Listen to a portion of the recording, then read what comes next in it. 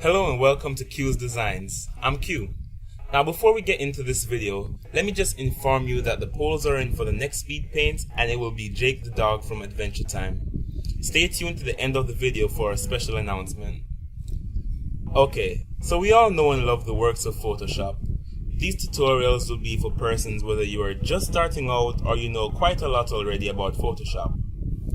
The first thing we'll be talking about are workspaces.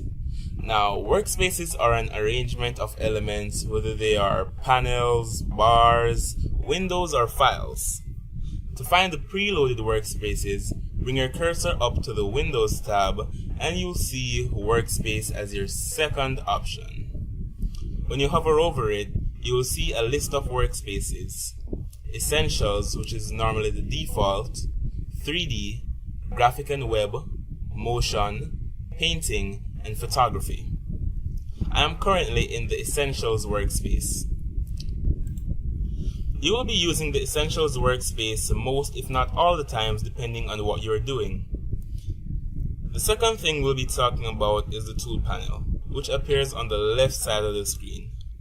Each icon you see here is called a tool, and some tools can be expanded to show hidden tools beneath them. A small triangle below the tools shows which of these tools can be expanded.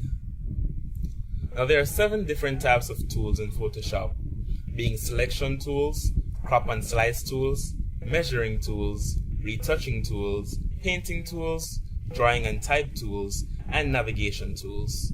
We'll begin with selection tools in our next video. Before I forget, I want to thank everyone who has subscribed so far, and I want to tell you that I'll be doing a giveaway at 50 subscribers. So if you haven't subscribed yet, subscribe now and get your friends and family to subscribe.